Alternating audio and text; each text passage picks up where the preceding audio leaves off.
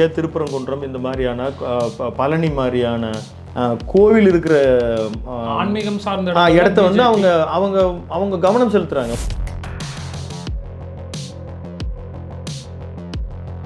அவர் பெயரை சொல்லி, அதாவது திரு ஏவாவேலுனுடைய பெயரை சொல்லி பல்வேறு ஆக்கிரமிப்புகள் நடக்குது. ஆனால்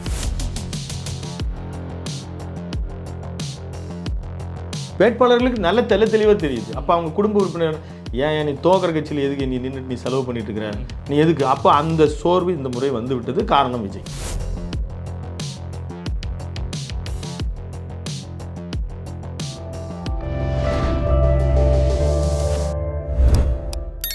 அறம் தமிழ் நேயர்களே, நமது சேனலில் தமிழ்நாட்டில் உள்ள ஒவ்வொரு மாவட்டத்திலும் தேர்தல் நெருங்கி கொண்டிருக்கிற வேளையில் கள நிலவரம் எப்படி இருப்பது என்று நமது ஆசிரியர் விஜயராணன் அவர்கள் விளக்கி வருகிறார். ஒவ்வொரு தொகுதியிலும் திமுக அதிமுக எப்படி அங்கு களத்தில் வேலை செய்து கொண்டிருப்பதை பற்றி பேசிக் கொண்டிருக்கிறார். இன்றைக்கு திருவண்ணாமலை மாவட்டத்தில் உள்ள 8 தொகுதிகள் பற்றி விரிவாக பேச நம்முடைய இருந்திருக்கிறார். சார் வணக்கம். வணக்கம் ராமகிருஷ்ணன். சார், திருவண்ணாமலையில் ஒரு 8 தொகுதி இருக்குது, 2 தனி தொகுதி இருக்குது. அங்கே 6 டிஎம்கே ஜெயிச்சிருக்கு, 2 மட்டும் ஏடிஎம்கே ஜெயிச்சிருக்கு. இன்னும் ஏடிஎம்கே அங்கே கட்சியை வலுப்படுத்தலை அப்படின்னு நினைக்கிறீங்களா? போலூர், ஆரணி 2 தொகுதியும் வந்து அவர்கள் அதிமுக வசம் இருக்கிறது. அவர்கள் வந்து அங்கே அக்ரி கிருஷ்ணமூர்த்தி ஒரு இன்ஃப்ளூயன்ஸ்டு பர்சன். நம்ம வந்து நீங்கள் எடுத்தோடனே அதிமுக ஏன் தொகுதிகளை வலுப்படுத்தாமல் இருக்குது அப்படின்னா, நாம் என்னமோ அதிமுகவுக்கு ஃபேவராக ஏதோ எடுத்து அவங்களுக்கு ஐடியா சொல்கிற ஃபீட் சொல்கிற இல்லை நம்ம இல்லை. என்ன கள நிலவரமோ அதை நாம் அங்கே இருக்கிறத அப்படியே பிரதிபலிக்கிறோம். கொஞ்சம் நாம் இன்டரப்ட் பண்ணுறோம். குறிப்பாக சில கவனிக்கப்படாத சில விஷயங்களை நாம் அந்த சுற்றுப்பயணத்தில் ஆராய்ச்சி செய்து நாம் சொல்கிறோம். இதுதான் நம்மளுடைய டேட்டாவினுடைய ஒர்க்கு. இதுதான் நம்ம சேனலினுடைய ஒர்க்கு. இப்போ அங்கே ஏவா வேலு எல்லாருக்கும் தெரியும், பொதுப்பணித்துறை அமைச்சராக இருக்கிறாரு. திமுகவை மிக பெரிய அளவில் வலுப்படுத்தி வச்சிருக்கிறார். அஃப்கோர்ஸ் அவர் வந்து கடந்த காலத்தில் அதிமுகவிலிருந்து வந்தவராக இருந்தாலும் அன்றைக்கெல்லாம் அந்த பேச்சே கிடையாது. அவர் வந்து அவங்க ஃபேமிலியே திமுக ஆயிடுச்சு. ஒரு பெரிய பலம் பொருந்தியதாக அவர் மாற்றி வச்சிருக்கிறார். அவருடைய ஆதரவாளர் தான் தரணிவேந்தன். அவர் வந்து இப்போ இவர் தெற்கு மாவட்ட செயலாளராக இருக்கிறாரு. அவர் தரணிவேந்தன் வடக்கு மாவட்ட செயலாளராக இருக்கிறார். இப்போ இந்த 6 தொகுதியில் செங்கம், திருவண்ணாமலை, கீழ்பெண்ணாத்தூர், கலசப்பாக்கம், செய்யார், வந்தவாசி, இதில் 6 வந்து திமுக வென்றிருக்கிறது. இந்த இடத்துல நீங்கள் பார்க்க போனீங்கன்னா எந்த மாதிரியான, அதாவது வன்னியர்கள் அதிகப்படியான அங்கே சமுதாயத்தினர் அதிகமாக இருக்கிறாங்க. அதுக்கப்புறம் தலித் சமுதாயத்தினர் அங்கே இன்ஃப்ளூயன்ஸ்டாக இருக்காங்க. அப்புறம் கொஞ்சம் முதலியார், கொஞ்சம் வந்து எல்லாருமே சிறுபான்மையினர், கிறித்துவ முஸ்லீம்கள் வாக்குகள் பறந்து விரிந்திருக்கிறது. மற்ற எல்லா சமுதாயம் ரொம்ப சின்ன சதவீதத்தில் இருக்காங்க. இப்போ வன்னியர் சமுதாயத்தினுடைய வாக்கு அங்கே இருக்கிற அதே வேளையில் இந்த கோவில் இருக்கிற மாவட்டங்களெல்லாம் பிஜேபி கான்சன்ட்ரேட் பண்ணுது. நீங்கள் கடந்த 2021 தேர்தலில் திருவண்ணாமலையில் தணிகை வேல்னு ஒருத்தர் வந்து அங்கே போட்டியிடுறார். யார்? திரு ஏவாவேலு எதிர்கொண்டே போட்டியிடுறார். இந்த முறையும் அவங்க வந்து இங்கே திருப்பரங்குன்றம் இந்த மாதிரியான பழனி மாதிரியான கோவில் இருக்கிற ஆன்மீகம் சார்ந்த இடத்த வந்து அவங்க அவங்க அவங்க கவனம் செலுத்துகிறாங்க. நமக்கு வந்து இந்த இடத்த நம்ம டெவலப்மெண்ட்டுக்காகவோ அங்கே இருக்கிற பிரச்சனைகளை எடுத்து வெளியில் பேசினா நமக்கு கிடைக்கும் அப்படின்னு நினைக்கிறதா கூட இருக்கலாம். இப்போ அண்ணாமலை அவர்கள் நேற்று கூட போய் பழனியில் ஒரு போராட்டம் நடத்தியிருக்கிறாரு. பழனி தனி மாவட்டமாக வேணும் அப்படின்னா ஒரு பேசுகிறாரு. அதுக்கு வந்து அந்த சைடில் இருக்கிற மக்களுக்கு வந்து ஒரு அங்கங்கே இருக்கிற பிரச்சனைகள், அந்த கோவில் சுற்றி இருக்கிறவங்கள ஒரு பழனியை தலைமையிடமாக கொண்டு மாவட்டம் அமைக்கணும் அப்படின்னு அவர் கேட்குறாரு. அப்போ அங்கே மக்கள், குறிப்பாக இந்து மக்கள், இங்கே ஜாதி இதெல்லாம் தள்ளி விட்டுட்டு இந்து அப்படின்ற ஒரு கன்சால்டேட் பண்ணுறாங்கன்றதை நான் இன்னைக்கு புதுசாக சொல்லணுன்னு தான் தெரியணும் இல்லை. இப்போ இந்த மாதிரி இந்த இடத்துல அவங்களுடைய செல்வாக்குகளை எந்த விதத்தில் மக்கள் வாக்குகளை ஒவ்வொருத்தரும் அறுவடை செய்யணும் அப்படின்னு நம்ம பார்க்குறோம். இங்கே பாமக கடந்த முறை பாமகவில் இல்லாத பிரச்சனை இப்போ ஒன்று இருக்குது. அது நீங்கள் நம்ம 2 பேருமே இப்போ வேறுபட்டு இருக்கிறாங்க. நேற்று கூட வந்து பாமகவோட சின்னம் வந்து அஃபீஷியலாக அன்புமணி அவருக்கே கிடைச்சிருச்சுன்னு ஒரு நியூஸ் நம்ம கேள்விப்படுறோம். இது வந்து அன்புமணிக்கு ஒரு பலமாக தான் நம்ம ராமதாஸோட நிலை இங்கே என்னவா இருக்குது? இல்லை, நிச்சயமா இப்போ நீங்கள் சொன்ன அந்த விஷயம் வந்து கவனிக்கப்பட வேண்டியது. அப்போ இந்த முறை வந்து பெரிய ஹெவியான ஒரு அறிக்கை வரும் தான். இப்போ ராமதாஸ் தரப்புலேருந்து ஒரு பெருசாக அந்த குழுவினர்களிருந்து வரல, நீங்கள் பார்த்துக்கலாம். அது ரொம்ப குறைவாக தான் இருக்குது. இப்போ அவர்களுக்கு அடுத்து என்ன செய்யறதுன்னு தெரியல. இப்படி ஒரு சோர்வு ஏற்பட்டு போண்டா அப்படிங்கிற மாதிரி யோசிச்சிருப்பாரா? இல்லை, அந்த மாதிரி அவர் விடமாட்டார். இப்போது அவர் ஏதாவது ஒன்று பண்ணுவார். இல்லை இவருக்கு வந்து தனியாக எனக்கு வந்து என்டிஏ கூட்டணியிலே போய் கூட ஏதாவது கொடுங்க அப்படின்னு கேட்கறதாகவும் நம்ம கேள்விப்படுறோம். சில நாளிதழ்கள்லாம் முதல்ல வந்து நாம் தமிழரில் பேசினதாகவும், இல்லைங்க நாங்கள் தனித்து தான் நிற்கிறோன்னு அவர் கலந்து கொண்டதாகவும், நேரடியாக திமுகவில் பேசினதாகவும், உதயசிவன் நிற்கிறதுக்கு நீங்கள் தயாராக இருக்கீங்களான்னு கேட்டு இல்லைன்னு அவர் சென்றதாகவும் இந்த மாதிரியெல்லாம் செய்திகள் உலாவுகின்றன. நாம் இந்த களப்பணிக்கு வருவோம். இங்கே திருவண்ணாமலை மாவட்டத்தில் அதிமுகவும் கடந்த காலங்களில் பல தொகுதிகள் வென்றிருக்குன்னா ஒரு அலை வடிக்கும். இப்போது இது வந்து திமுக அலை, இது அதிமுக அலை அப்படின்னு அடிக்கிற பொழுது அந்த கடினமான போட்டிகளில் யார் அதிகமாக ஒரு 8 தொகுதி இருந்துச்சுன்னா 4 தொகுதி 5 தொகுதியில் யார் பெறுகிறார்களோ அப்போ கொஞ்சம் கொஞ்சம் வெற்றி வாய்ப்புகளை கடந்த முறை இழந்திருக்கிறாங்க. இந்த முறை டஃப் ஃபைட் அப்படின்றது தான் அதிமுக திமுகவிற்கான போட்டியாக இருக்குது. ஏன்னா நீங்கள் பார்த்தீங்கன்னா 2024 திருவண்ணாமலை எம்பி தொகுதி வருது. திருவண்ணாமலை எம்பி நடத்திட்டிங்கன்னா 2 தொகுதிகள், அதாவது ஜோலார்பேட்டை திருப்பத்தூர் மட்டும்தான் எம்பி தொகுதி திருப்பத்தூர் மாவட்டத்திலேருந்து வரும். மற்றபடி செங்கம் திருவண்ணாமலை கீழ்பெண்ணாத்தூர் கலசப்பாக்கம் இதில் இருக்கும். மற்ற மீதி எல்லாம் வந்து ஆரணியில் இருக்கும். இப்போது சிஎன் அண்ணாதுரைன்னு சொல்லி டிஎம்கே கேண்டிடேட்டு ஒரு 5,47,000 வாக்குகளை அங்கே பெற்றிருக்கிறார். கலியபெருமாள் ஏடிஎம்கே அவர் ஒரு 3 லட்சம் பெற்றார். அஸ்வத்தாமன் அவர் கூட இந்த முறை வந்து பிஜேபி அங்கே திருவண்ணாமலை எம்எல்ஏ சீட்டு அவருக்கு கேட்பதாகவும் வாய்ப்பு இருக்கிறதாகவும் ஒரு பேச்சு இருக்கிறது. 3வது இடத்துக்கு வந்திருக்கிறார் பிஜேபியில் ஒரு 1.5 லட்சம் வாக்குகளை பெற்றிருக்காரு. என்னதான் கூட்டினாலும் சிஎன் அண்ணாதுரை கொஞ்சம் அதிகமாக வர்றாரு. அதே நீங்கள் ஆர்னில் எடுத்துக்கிட்டிங்கன்னா அவர் இவருடைய இப்போ ஏவாவேலனுடைய தீவிர ஆதரவாளராக இருக்கும் வடக்கு மாவட்ட செயலராக கூடிய தரணிவேந்தன் கடந்த முறை 5 லட்சம் வாக்குகளை பெற்றார். அங்கே ஏடிஎம்கே கஜேந்திரன் வந்து ஒரு கிட்டத்தட்ட ஒரு 3 லட்சம்னு வச்சுக்கோங்களேன். அதே மாதிரி டாக்டர் கணேஷ்குமார் பிஎம்கேவில் அவர் வந்து ஒரு 2,36,000 வாக்குகளை பெற்றார்.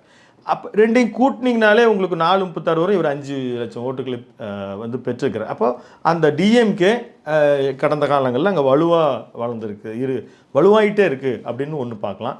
இன்னொன்று பிஎம்கே கொஞ்சம் வலு குறைந்திருக்குது. அவங்க வந்து இப்போ பெரிய சீனியர்ஸ்க்கெல்லாம் ஆசிக்கும். அதே வேளையில் பிஜேபி அங்கே தங்களை சுற்று வட்டாரங்களில் வளர்த்துருக்குறாங்க. 3வது கட்சி அங்கே வளர்ந்துருக்குறாங்க. இன்றைக்கி வந்து பிஜேபி பல மாவட்டங்களில் வளர்ந்துருக்கிறது. இங்கே அங்கே புண்ணியமூர்த்தின்னு ஒருத்தர் வந்து அங்கே மாவட்ட தலைவராக இருக்கிறாரு.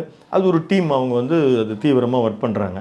அதே மாதிரி நீங்கள் ஏடிஎம்கேவில் நைனா கண்ணுன்னு ஒரு வடக்கில் எக்ஸ்எம்எல்ஏ அவரும் தீவிரமாக இருக்கிறாரு. ஜெயசுதான்னு சொல்லி அவங்களும் இப்போ எம்எல்ஏ சீட்டு கேட்குறாங்க. அவங்க மத்திய மாவட்டத்தினுடைய பொறுப்பாளராக இருக்கிறாங்க. இப்படி அங்கே 2 பெரிய முகங்கள், அதை எம்பி மந்திரி பொதுப்பணித்துறை மந்திரியாக இருக்கக்கூடிய ஏவாவேலு அவர்களும் அதே மாதிரி தரணிவேந்தன் எம்பி அவர்களும் ரொம்ப தீவிரமாக திமுகவுக்கான ஒரு எல்லா விதமான முன் ஏற்பாடுகளையும், அவ்வளோதான் நம்ம சொல்ல முடியும், எல்லா விதமான முன் ஏற்பாடுகளையும் அவங்க தயார் நிலையில் இருக்கிறார்கள். அதிமுக கூட்டணி இப்போ தான் தன்னை தயார்படுத்திக்கிட்டு இருக்குது. இதுதான் கலவர நிலவரம். திருவண்ணாமலை ஒரு வழிபாட்டு தலம் அப்படிங்கிறதால வந்து அங்கே ஆக்கிரமிப்புகள் அதிகமாக நடக்குது.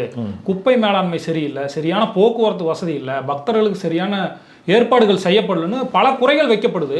இது வந்து தேர்தல் அரசியல் எதிரொலிக்குமா? அங்கே கள நிலவரம் இப்போ எப்படி? இது பிரதிநிதித்துவம் படுத்துவர்களுக்கு கொஞ்சம் வாக்கு போகும். இப்போ திமுக பொறுத்த மட்டும் இப்போ திருச்செந்தூரில் எடுத்துக்கிட்டிங்கன்னா கனிமொழி எம்பி அவர்களே போய் நேரடியாக பிரச்சனைகள்லாம் கோயில் அவர்களுக்கு நம்பிக்கை இருக்குது இல்லையோ செய்கிறாங்க. ஆனால் திருவண்ணாமலையில் அவர் பெயரை சொல்லி, அதாவது திரு ஏவாவேலுனுடைய பெயரை சொல்லி பல்வேறு ஆக்கிரமிப்புகள் நடக்குது. ஆனால் அவர்களுக்கு அதுக்கான ஒரு ரியாக்ஷன்ஸ் கிடையாது. மக்களுக்கு பொதுப்படையாக நாம் இப்போ வந்து பல்வேறு இப்போ போலூர், ஆரணி, வந்தவாசி, கீழ்பெண்ணாத்தூர் எல்லாத்துலேயுமே விவசாய பிரச்சனை, ரோடு பிரச்சனை, இது எல்லாம் காமனாக இருக்குது. அங்கே வந்து ஒரு விவசாயம் இருக்கிற பிரச்சனைகள் தான் அங்கே முதன்மையாக இருக்குது. நீங்கள் எங்கள் களத்தில் போனப்போ ஒரு மிகப்பெரிய பிரச்சனை இதுதான், திருவண்ணாமலையில் வந்து இது ரொம்ப பிரதிபலிக்க போகுது தேர்தலில் அப்படின்னு நீங்கள் பார்த்த பிரச்சனைன்னு எதுவும் இருக்காங்க? அது பொதுப்படையாக நீங்கள் திருவண்ணாமலைன்னு கேட்குற திருவண்ணாமலை மாவட்டம் முழுவதும் இருக்கிற ஒரு காமன் பிரச்சனையை நம்ம பார்த்தோம்னா விவசாயிகள் அதிகமாக இருக்கிற இடங்களில் அங்கேயும் ஒன்று. அந்த விவசாயிகள் வட்டத்தில் நெசவாளர்களையும் சேர்த்திக்கலாம். இப்போ அங்கே வந்தவாசி ஆகட்டும், ஆரணி ஆகட்டும், அவங்களுக்குன்னு வந்து இப்போ விவசாயம் சார்ந்து வரலைனாலும் நெசவாளர்கள் இருக்கிற இடம், பட்டு சில்க் பார்க் ரொம்ப நாளாக கேட்டுட்ருக்குறாங்க. விவசாயம் சார்ந்த மூலப்பொருட்கள், இதில் வந்து கோரப்பாய் எடுத்துக்கலாம், சேலை நெய்வர்களாகவும் நெசவாளர்களாகவும் இருக்கலாம். விவசாயிகள் இவங்க எல்லாருக்குமே இந்த கோஆப்ரேட்டிவ் சொசைட்டியில் வந்து அவங்களுக்கு வந்து ஒரு கடன் பிரச்சனைகள் இருக்குது. அது வந்து எப்படி தீர்க்கிறதுன்னு தெரியல. இதுக்கான விஷயங்களாக முதன்மையாக சொல்கிறாங்க. அடுத்து நம்ம பேசும்போதுனால நீங்கள் யாருக்கு வாக்களிப்பீங்கன்னு கேட்குறதுக்கு முன்னால் முதல்ல என்ன பிரச்சனைங்க, உங்களுக்கு என்ன பிரச்சனை தீர்க்கப்படாமல் இருக்குது அப்படின்னு கேட்கும்பொழுது அவங்க எங்கள் தொழிலில் இருக்க பிரச்சனை தான் சொல்லுவாங்க. கீழ்பெண்ணாத்தூரில் போட்டு பார்த்தீங்கன்னா பல வருஷமாக அவங்க கேட்குறாங்க. அதாவது வந்து உங்கள் கோஆப்ரேட்டிவ் ஒரு கரும்பு விவசாயம் இருக்கிற இடம், அங்கே எங்களுக்கு ஒரு கோஆப்ரேட்டிவ் ஒரு சொசைட்டி கரும்பு ஆலை வந்தால் நல்லா இருக்குன்னு. ஆனால் ஏற்கனவே எங்களுக்கு தண்ணீர் இல்லை, சரியான வந்து எங்களுக்கான மின்சாரங்கள் சில நேரங்களில் தடைபடுது, இந்த மாதிரி பிரச்சனைகள் சொல்பவர்களும் உண்டு. நீங்கள் சொன்ன கேட்ட கேள்வி பொதுவாக காமனாக விவசாய பிரச்சனை. ஒவ்வொரு குறிப்பிட்டு சொல்லணுன்னா திருவண்ணாமலை பொறுத்த மட்டும் இன்றைக்கி திருப்பதிக்கு நிகராக டெவலப் ஆகிருக்கு இந்த 4 வருடங்களில். அது கோவிட் காலங்களுக்கு பிறகு திருவண்ணாமலை எங்கேயோ அப்படி ஒரு கூட்டம் வருது, பிரம்மாண்டமான கூட்டம் வருது. தமிழ்நாட்டில் வேறு எங்கேயுமே அந்த மாதிரி ஒரு கும்பல் கூடுவதில்லை. நீங்கள் இப்படி சொல்கிறீங்க, இப்போ திருப்பூர், கோயம்புத்தூரான இடங்களில் வந்து அதிகமாக தென் மாவட்டங்களுக்கு அப்புறம் திருவண்ணாமலை இந்த சார்ந்த இளைஞர்கள் இது வந்து வேலை செய்கிறாங்க. இல்லை ஒர்க் பண்ணுற இப்போ ஓசூர் நீங்கள் சொல்வது வந்து திருப்பூரில் பணியாற்ற தங்குமிடம். இங்கே அப்படி கிடையாது. ஒவ்வொரு திருவிழா காலங்கள்லேயும், அதாவது பௌர்ணமி காலங்களில் தமிழ்நாட்டிலேருந்து சில ஆயிரம் பேர் அங்கே போய் குவிப்பாங்க, லட்சம் பேர் குவிப்பாங்க. இங்கே அப்படி இல்லை. இந்த முறை எப்படின்னு தெரியல, நமக்கும் அதை பெரிய சரியான வேலை இல்லை. அங்கே இல்லை நீங்கள் வந்து அங்கே வந்து இந்த நான் சொல்கிற விஷயம் வேறு. நான் என்ன சொல்கிறேன்னா, அங்கே பப்ளிக் வந்து குவிகிற கூட்டம் இருக்கு இல்லைங்களா, திருவண்ணாமலை கோயிலுக்கு வரக்கூடிய கிரிவலம், கோயிலுக்கு ஒரு கூட்டம் அதிகமாகுது, லட்சக்கணக்கான. அப்போ ஒரு நவீன ஒரு பேருந்து நிலையம், மல்டிபிள் பேருந்து நிலையம் ஒன்று வேணும். அதே மாதிரி திண்டிவனம் திருவண்ணாமலை அந்த நகரி ரூட்டு வந்து நீண்ட நாள் பேச்சு ரயில் கனெக்டட் மோர் டிஸ்ட்ரிக்ஸுக்கும் ஹெட் குவார்ட்டர்ஸுக்கும் ரயில் கனெக்ஷன்ஸ் வந்து செய்து இருக்கிறது. இன்னொன்று அந்த திருவண்ணாமலையில் இருக்கக்கூடிய பல்வேறு பிரச்சனைகள், சுகாதார பிரச்சனைகள் உருவாகுது. ஓரிரு நாட்கள் மட்டும் வந்துட்டு போகிறவங்க வந்து சில நேரம் 4-5 லட்சம் பேர் வராங்க. இந்த பிரச்சனை தமிழ்நாட்டில் வேறு எந்த டிஸ்ட்ரிக்ட்லேயும் இல்லை. இதனால் அங்கே இருக்கிறவங்க பாதிக்கப்படுறாங்க. அதுதான் நம்ம மையப்படுத்தி ஒன்லி திருவண்ணாமலை அப்படின்னு எடுத்துக்கிட்டோம்னா. அதுக்கப்புறம் நம்ம வேலைவாய்ப்பை பற்றி சொல்லுவோம். நம்ம அது ஆரணியில் வந்து எடுத்துக்கிட்டிங்கன்னா, அது நான் குறிப்பிட்ட மாதிரி கோரைப்பாய் தொழில்கள் இருக்குது, அது முடங்கி இருக்குன்றாங்க. இந்த அம்மாக்குளம், தெல்லடுன்ற பகுதிகள் எல்லாம் போகும்போது ரொம்ப சாலை வசதிகள்லாம் மோசமாக இருந்துச்சு. அது வந்து வந்தவாசியில் இந்த கோரைப்புல் பிரச்சனை இருக்குது. போலூர்லேயும் சரி, அதே மாதிரி கலசப்பாக்கம் தொகுதி 2 சேர்ந்து இப்போ ஜவ்வாது மலை வரும். ஜவ்வாது மலையில் பார்த்துட்டிங்கன்னா அவங்களுக்கும் சாலை வசதி, மருத்துவ வசதியான கோரிக்கைகள்லாம் இருக்குது. ஏன்னா நாம் வந்து போய் சொல்ல முடியாது, நம்ம மலை மேலெல்லாம் போகல, கீழே இருந்து நம்ம விசாரிக்கும்போது அந்த மாதிரி விஷயங்களை நம்ம பார்த்தோம். கீழ்பண்ணாத்தூரில் தான் வேட்டவளம்ன்ற இடம் வந்து ரொம்ப ஒரு கனெக்டட் பாயிண்ட்டாக இருக்குது. எல்லா விழுப்புரத்துக்கும் திருவண்ணாமலை டிஸ்ட்ரிக்டும் ஒரு கனெக்டட் பாயிண்ட்டாக இருக்குது. நிறைய கடைகள் அங்கே அவங்களுக்கு ஒரு பேரூராட்சி நிலைமையில் இருக்கும் பொழுது அங்கே வந்து அங்கும் விவசாய இடமா இருக்குது, கரும்பு விவசாயம் இருக்குது, ஏரி குளங்கள் தூர்வாரப்படவில்லை. இந்த மாதிரி விஷயங்கள் அந்த வேட்டவளம் டெவலப்மெண்ட் ரொம்ப எதிர்பார்க்குற இடமாக நாம் ஒரு ஒட்டுமொத்தத்தை பார்த்தோம். திருவண்ணாமலை பொறுத்தளவுக்கும் படித்த இளைஞர்கள் உட்பட இளைஞர்கள் எண்ணிக்கை ஒரு அதிகமான இருக்கு.